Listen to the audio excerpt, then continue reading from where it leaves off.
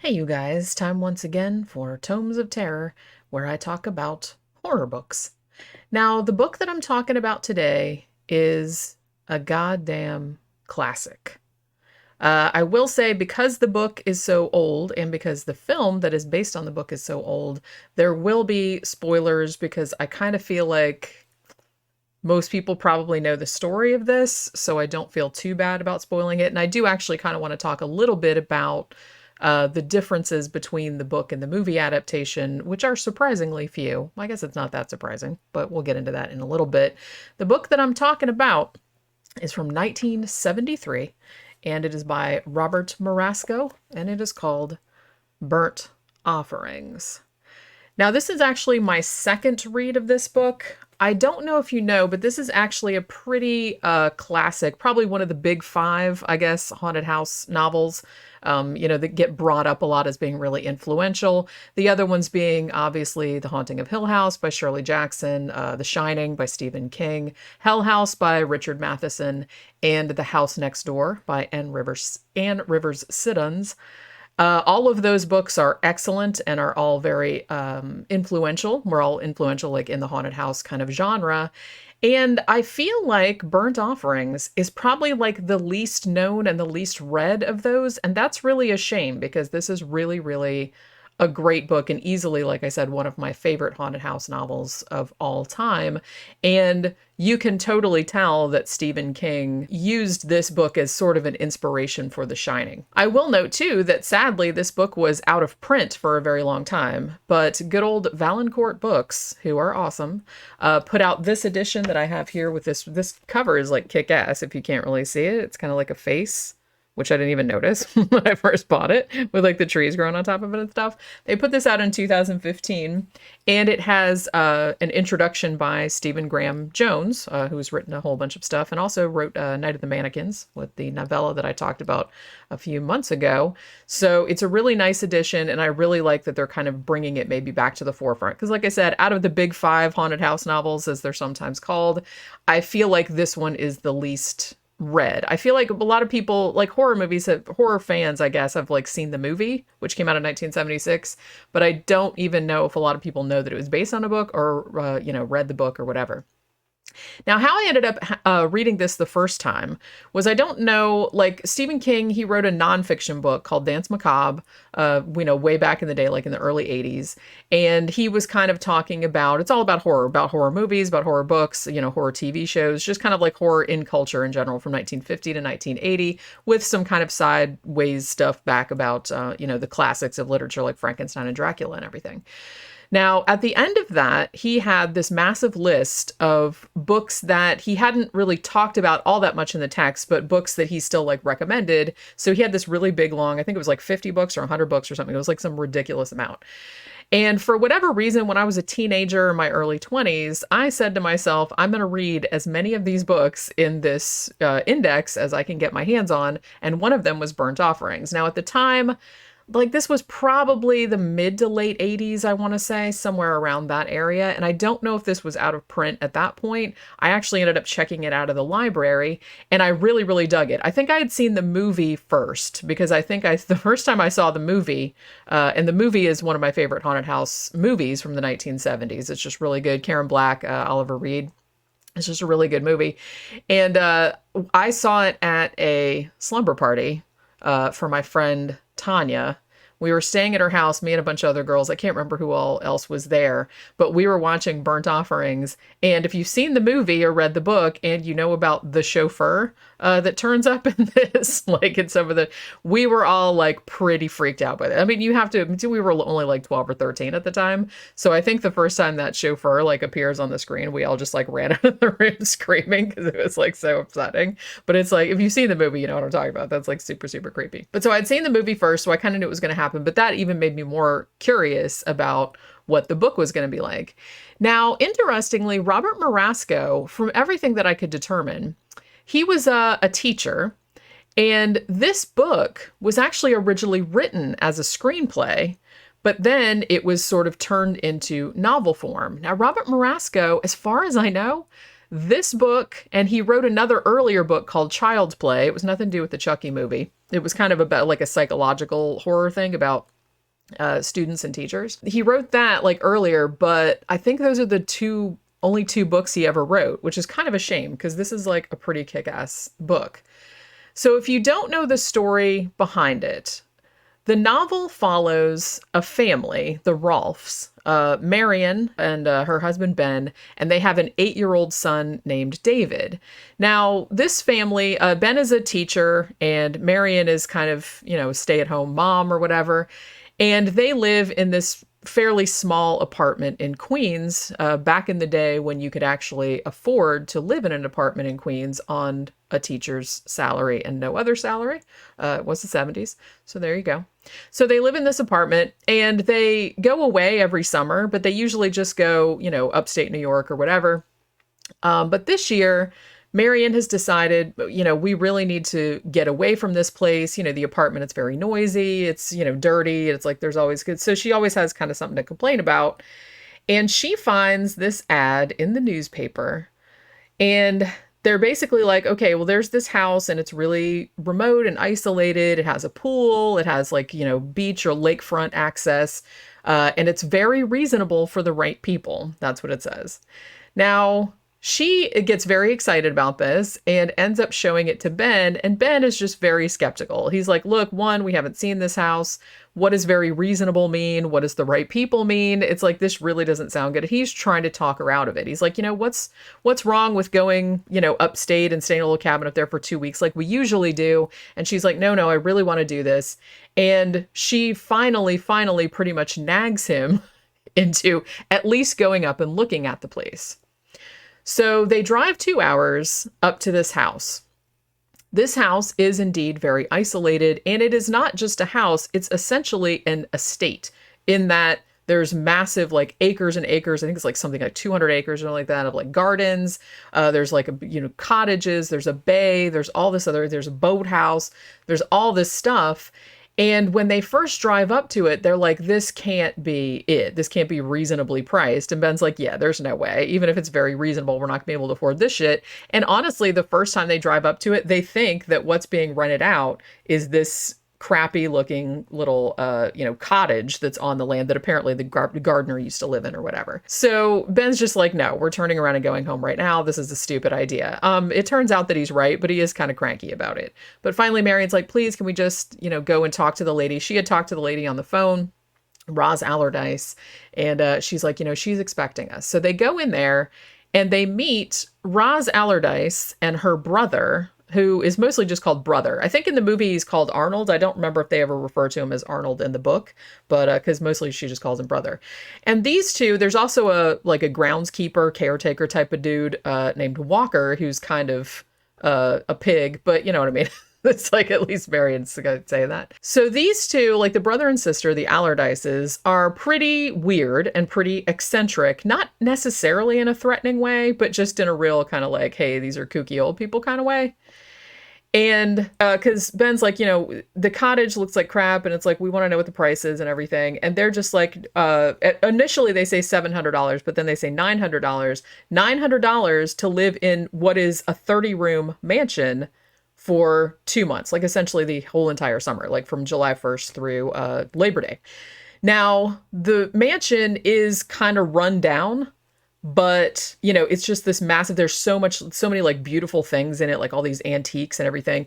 And Marion's just going around like goggle-eyed, like looking at it, it's like, oh my God, I can't believe they have all these gorgeous, expensive things. And they don't really take care of it because everything's kind of covered with dust and everything's kind of peeling and stuff.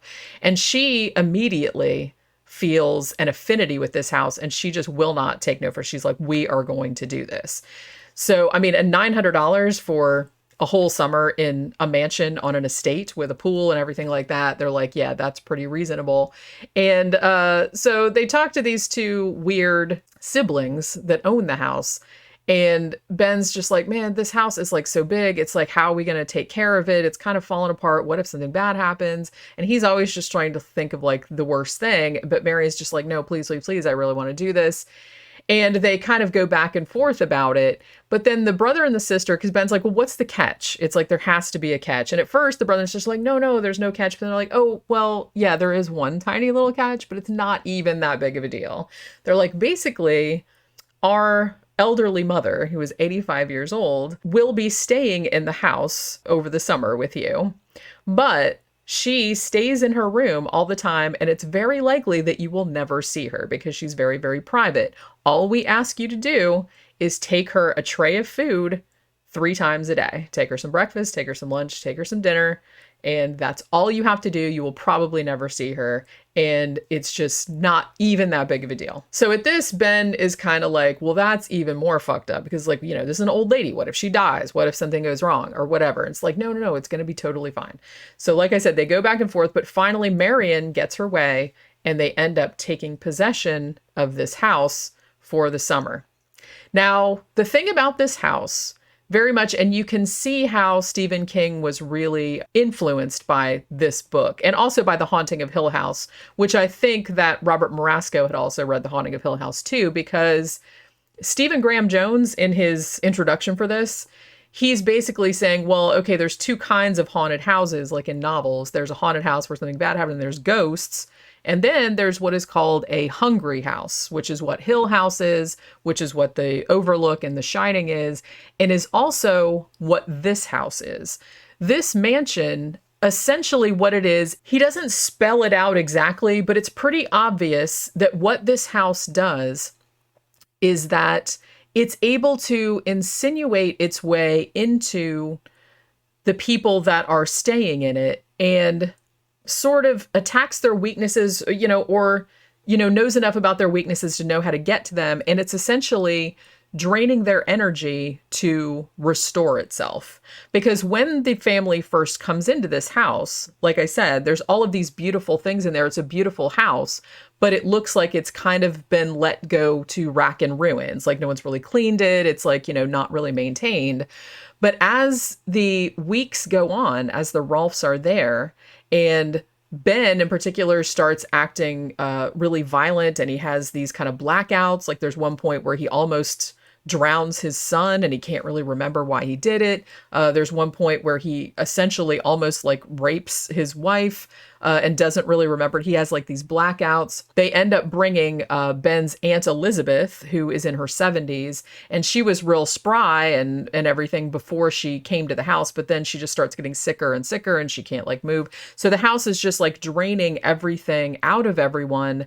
And then things start essentially fixing themselves. Like the first thing that Marion notices is that the swimming pool, which was kind of fucked up and brown, and like, the paving around the pool is all cracked and uneven. But she notices one morning when she's looking out the window, she's like, oh, well, now the pool is clean, even though Ben hadn't been able to get the filter or the pump working correctly. She's like, the pool's now clean, and all of the paving stones and stuff like that around the pool are now just pristine.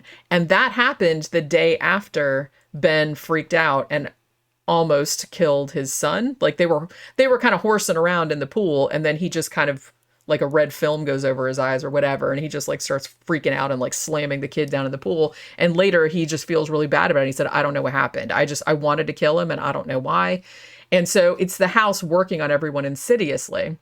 Now it's draining the other 3 members of the family, Ben, Aunt Elizabeth, and the kid to a lesser extent. I feel like the kid, he doesn't really factor into the story too much, just to kind of he's 8, so he's kind of the one that's always getting endangered. At one point, the house makes Aunt Elizabeth, or implies that it makes Aunt Elizabeth, go into his room and turn the gas heater on and then lock him in there. And, they save him before that happens.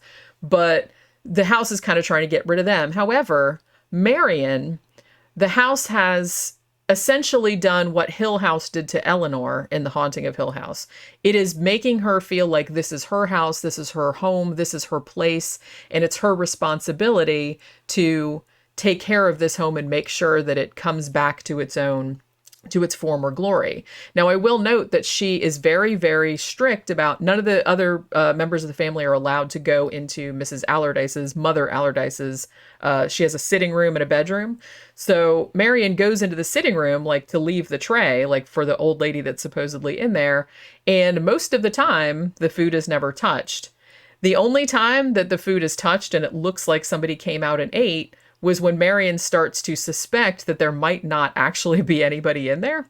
So the house is kind of like stringing her along, but nobody ever sees this supposed old lady that supposedly lives in this bedroom, which is like super, super creepy. And that was I think that was one of the things that creeped me out in the movie as well. But the house is taking over Marion to a point where she starts wearing Mrs. Allardyce's clothes, like that she finds in the sitting room. She starts decorating the sitting room all pretty. Like she finds all these amazing, like all this amazing, like gold candlesticks and like crystal. And she just spends all of her time working on this house and cleaning everything and making everything beautiful, even though, and her family are just like, where the fuck are you? It's like, we're supposed to be having a fun summer, like hanging out of the bay or swimming in the pool or whatever. And she's always in the sitting room, just like sitting in there staring or cleaning something or something like that. So she's just become obsessed with fixing up this house, even though in a lot of ways the house kind of fixes itself as it drains the energy from the other family members.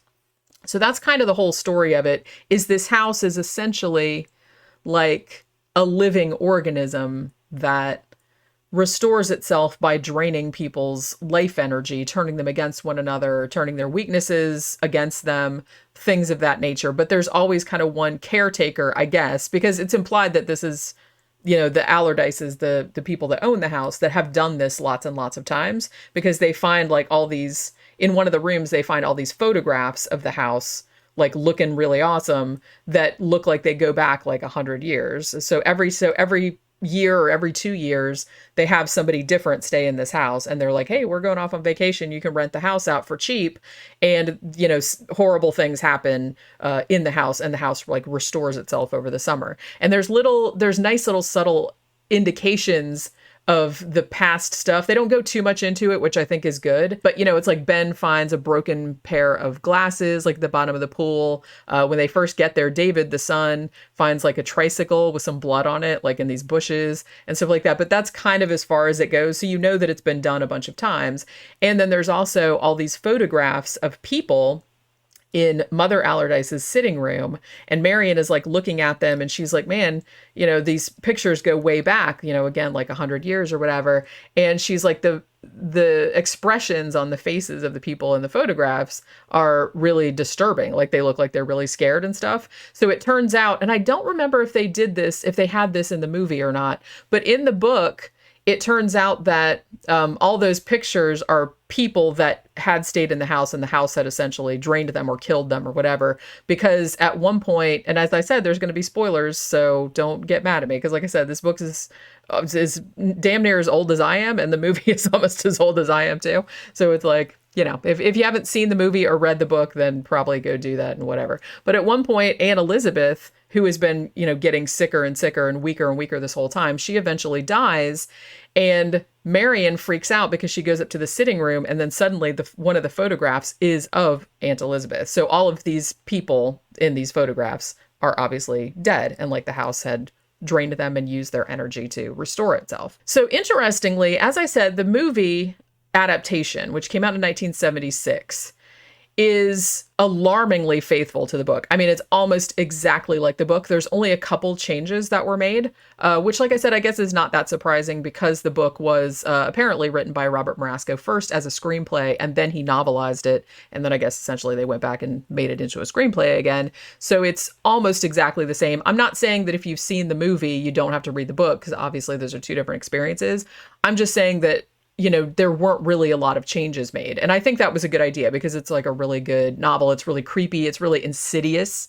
I really like the slow buildup of like, what the fuck is going on in this house? Like, is that old lady really in the room? Like, what is this house doing? Every time every time the kid falls and scrapes his knees, like, a plant in the greenhouse will grow a new shoot and stuff like that. So it's like, I really, really like this kind of really stately buildup of the weirdness. And it's also really cool too, the way the house gets in between everybody, like, because it divides everybody. Like I said, Marion, as soon as she walks in the house, like before they've even rented it, she's like, yeah, we're going to have this place. And she just will not take no for an answer and just kind of nags and nags and nags and wheedles Ben until he finally gives in, even though he doesn't really want to. And he thinks the whole situation is suspicious. I mean, obviously he doesn't suspect that what's going to happen, because why would you? But he just thinks there's something weird about the whole situation. He doesn't like the Allardyces. He thinks they're weirdos. And he's like, I don't like the idea of having to take care of this old lady who we don't even know. And, and it turns out that he's right.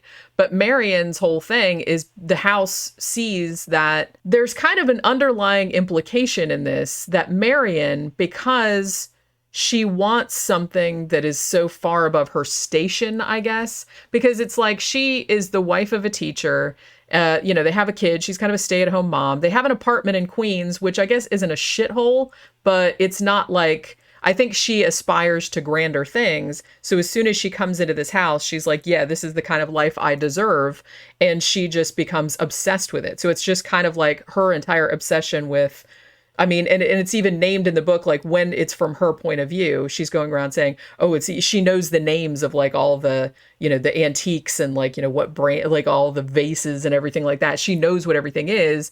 So you can tell that she's really kind of aspirational in that sense. And that's exactly what the house uses against her. And it gets to a point where she is just so obsessed with the house that it becomes almost like a living creature to her. And she gets to a point where she doesn't really give a shit about her family anymore, which, like I said, is one of the main things that was changed from the book. Now, one of the things that is that's not in the movie but is in the book is that there's actually at the beginning of the book, and this isn't a long book, it's only like 250 pages or something like that. The beginning of the book, there's actually a large amount of time spent with the Rolfe family in Queens. So they're trying to establish how this apartment is sort of how Marion feels about living in this environment. Like, even like I said, it's not a shithole, but it's noisy. There's an old man that like pees on the mailboxes in the lobby. It's like that kind of shit. It's like, living in New York City, and she doesn't like it, and she thinks she deserves something better, which is why she just keeps pushing and pushing that they need to go somewhere. So, like I said, she's very aspirational. So a significant portion of not a significant portion, but probably like the first quarter of the book is the family in Queens and them and her and Ben going back and forth about renting this house. So they do kind of go a little bit more into the backstory. I believe in the movie, which they moved the location of the movie to California because that's where the mansion was that they shot. So they're making it like that's where the summer house is. But the book is actually set in New York City. Like I said, they live in Queens, and the house that they go to is actually, I think, on the eastern end of Long Island, I think is where it's supposed to be, like just this real remote estate. So they did change that. They took, the movie doesn't have any of that stuff. I think it pretty much just starts with her being like, hey, here's this ad, let's go check this out. I don't think they spend that much time with them before they go to the house. Another interesting thing they changed was toward the end. Now, like I said, the book is almost identical to the movie, but the book, I was actually reading, Grady Hendrix has a really great blog. He did a book called Paperbacks from Hell, which is nonfiction, and he kind of talks about a lot of the pulp horror, the paperback horror that came out in the 70s and 80s. And I have the book back there, but I haven't read it yet, but I'm really looking forward to it. But he has sort of a blog where he talks about these kind of forgotten bestsellers. And one of the ones that he talked about was Burnt Offerings. And in there, he said something really interesting. He didn't really care that much for the movie, but he was talking about how good the book was. But one of the things that he said in his breakdown of it that I thought was really interesting, he said the book is so much more cold-blooded than the movie. And I know exactly what he's talking about.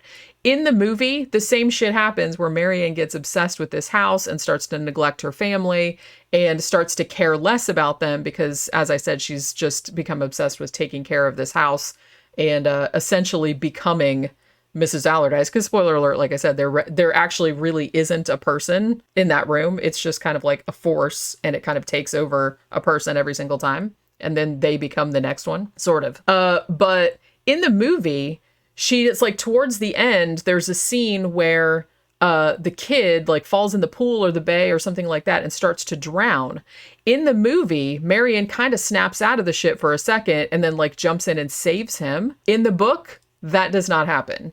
In the book, what ends up happening is that Ben he saw like the chauffeur that he sees, like it's a recurring nightmare from his childhood that freaks him out. And he in the book and in the movie, like he sees the actual chauffeur in the car, like the funeral car or whatever. And he sees it in real life and it starts freaking him out. So he kind of feels like he's losing his mind too. And he finally sees it in real life after Aunt Elizabeth dies. It's this horrible traumatic thing. And he just kind of goes into like a catatonic sort of state. So he's sitting by the pool and his son is drowning and he can't move like to save it. So in the movie, Marion like rushes and pulls him out of the pool. But then both Ben and David die later when they're trying to escape, like the house falls on them, like, or something like that, or bricks fall on them from the chimney. So they do actually still die in the movie. It's just that Marion actually tries to save David, but then they die later. In the book, the same shit happens with Ben catatonic sitting on the thing watching the kid drown, but the kid just drowns and Marion doesn't lift a finger to help him. So I think that's what Grady Hendrix meant when he said that it was cold-blooded, meaning that Marion just kind of thought about it for a second. Oh, David's dying. Don't care. Like she gave like no shits at this point. So the way the book is structured is really interesting because it jumps back and forth. It's not in the first person, but it's kind of like omniscient third person, I guess. So it jumps back and forth between all of their perspectives, sometimes in the same section, which I thought was a little weird because usually usually if you're jumping from perspective to perspective, you would go to a different section. It doesn't necessarily always do that, but which I thought was kind of strange. I don't know if I've read any other book like that where the perspectives like shifted. Like I said, you'd be thinking of things like Marion's thinking about things and talking, and then suddenly she'll be talking to Ben, and then it'll go into Ben's, what he's thinking about. So it'll kind of move over to him without changing sections. And it's a little bit weird, but I guess, I don't know. It wasn't like hard to understand or anything. I just thought it was a little strange that it did that a couple of times without, making a delineation. But as I said, that's not even a criticism because it didn't bother me and it didn't. I just said it was unusual. That's like not something you see a lot. But yeah, so if you have not read Burnt Offerings, if you've seen the movie and you want to read the book, like I said, they're very similar, but there are some differences. It's not really the case that even though the movie is so similar to the book, it's like, oh, you don't have to read the book then, because that's dumb. The movie's awesome, but the book just has, I don't know, like more detail, more kind of shit, more like what's going on in people's heads, which I think is particularly interesting in the case of Marion, because you can see her obsession growing and how her caring about her family just starts to be like eroded away until at the end, she's just like, whatever, I don't give a fuck what happens to him. I just want him to go away. So that's kind of cool too. But I like that it's shifted perspective, Ben thinking that he's going crazy because he starts to realize what the house is doing, but then he's like, that can't be what's happening because that's what you would think in real life, and then he starts seeing the chauffeur and he starts seeing these other things and he just like starts wigging out. So it's really fascinating, not only the insidious nature of what the house is doing, but just the fragmenting of the family unit and like, what's going on with all of that. And I love the concept of a house that is like an intelligent organism. Like I said, in a lot of ways, this was very, very influential to The Shining, which the Overlook does pretty much the same thing, where like drains people's energy and uses that to sustain itself. This is kind of the same thing, except the house gets run down and then it needs new blood, new meat, like to come in there. And then every time like they start getting hurt or dying or going mad or whatever, the house like just drains all the energy out and starts kind of like making itself look gorgeous again. Yeah, if you haven't read it, like I said, they Valancourt Books just did a newish edition in 2015 with a new introduction, and I would really recommend it. I really feel like more people need to read it because it was just so influential, and I feel like it kind of got forgotten about a little bit. Even the movie is kind of forgotten about, but maybe not as much as the book. Like I said, I think a lot of people might not even know that 1976 movie was based on a novel. So I would definitely recommend it. One of my favorite haunted house stories of all time, easily. And I was really, really happy that I got to reread it again, because I haven't read it for probably 20 years, for this show. And that was, like I said, one of the things I wanted to do was reread some stuff that I hadn't read in a long time. And this was definitely one that was on my list. So check it out. It's awesome. And I will see you guys on the next one. Bye.